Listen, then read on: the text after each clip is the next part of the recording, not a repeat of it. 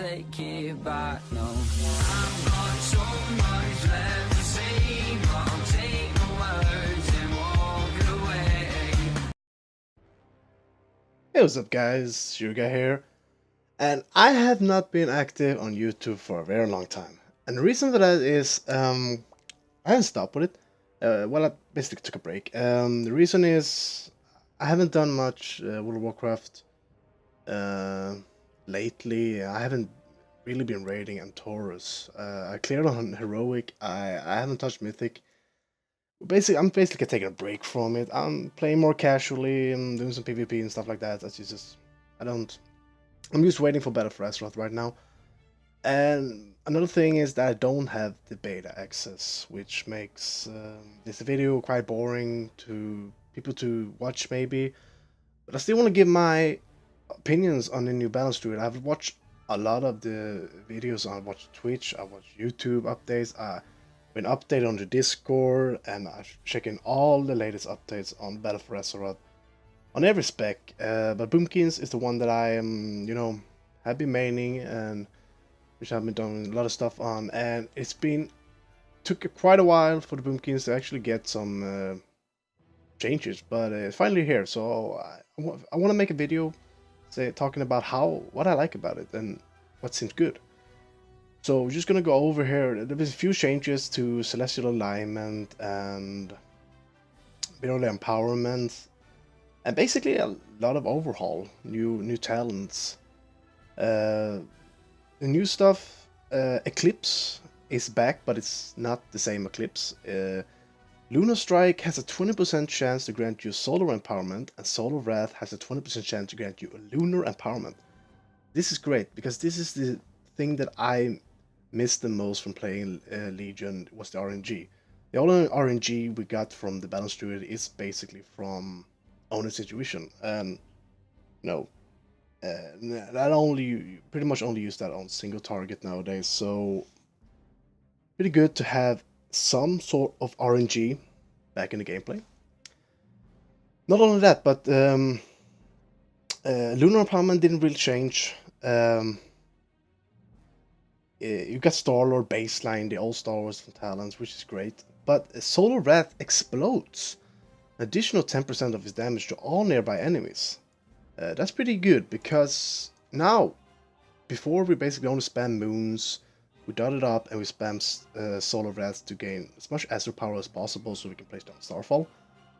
Now you pretty much wanna use Lunar Strike on AoE more. We wanted to do it before, but now it's more important to use it because you really want to get this Solar Wrath empowerment so it can explode.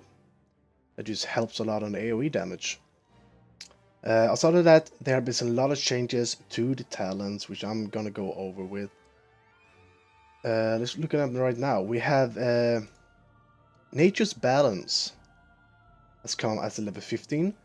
It's completely reworked. When you're in combat, you generate 3 astral power every 3 seconds. That's not impressive, really. It's Blessing of Anshe from Legion, which is not really impressive. It's actually quite a little astral power over a minute. But the other one is while out of combat, your astral power rebalances to 50 instantly, instead of depleting it to empty. That's big, because it allows you to use a Starfall or a Star Surge at the start of a fight, and I feel like this should be baseline, because it just feels so much better.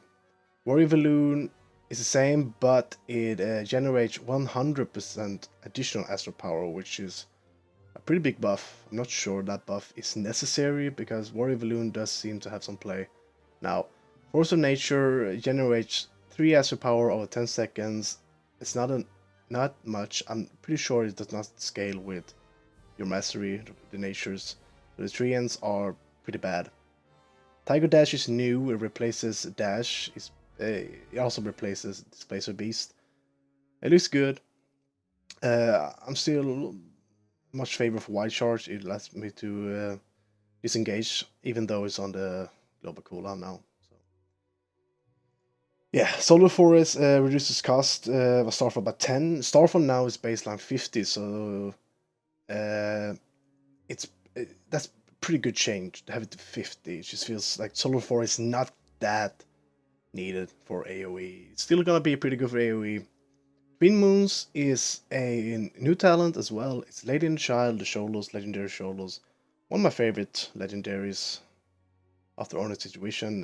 Moonfire deals increased damage and also applies to a nearby enemy. That's great. It really helps a lot with the AoE. Incarnation is the same, but different because it changed the celestial alignment. Starlord is a new one. It's Star Surge and Starfire grants you haste for 15 seconds, stack up to 3 times. Getting stacked does not refresh the duration. This is basically our tier 20, I think it was. It's not that exciting, really. It's gonna be in the end. Stellar Drift is the same. These have been moved. And Stellar Flare now scales with Mastery, which makes it better. Especially on single target, I would say. Shooting Stars is the same. It should be baseline, I think. New Moon, Fury of the Loon is completely changed. It looks great now. It generates Astral Power of its duration. It has a cooldown. It calls down a beam of pure celestial energy. It just follows around. It's basically a massive dot that spreads over time. It looks really great, and I'm really certain it's going to be used in a couple of builds. It seems pretty amazing. New Moon, we got it as a talent, which I don't really care for that much. I've seen it play New Moon in the beta now with the new spec, but it doesn't really... It's that needed anymore. But overall, I'm gonna say that the Balance Druid is looking very good in the upcoming expansion. I feel like the RNG that they allow us to get is needed. I really wanted some RNG. It's not massive RNG. It's not like the vulnerability from the Marksmanship Hunters or Colossus Smash reset. No, it's just RNG that just makes the quality of life changes. It's lets you juggle between empowerments, and empowerments are much more impactful now. They feel like you want to press the empowerments. Before it was like you had a solar empowerment, yeah, sure, deal a little bit more damage. But now it actually explodes. And Lunar Strike deals way more damage. It's almost a touch of Starfire back in the days. It feels a lot more better. So that I'm not sure there's any massive changes because I cannot show you how it works because I don't have beta, so sorry about that. But still, I think it's great. Everything looks awesome. I'm really looking forward to play the pre-patch so I can test everything out. I'll be back, as soon as pre-patch comes and Battle for Azeroth comes. I'm still thinking I'm gonna go Balance to it. I'm not sure. I mean, I could definitely change specs. I don't really know. But that's it for today, guys.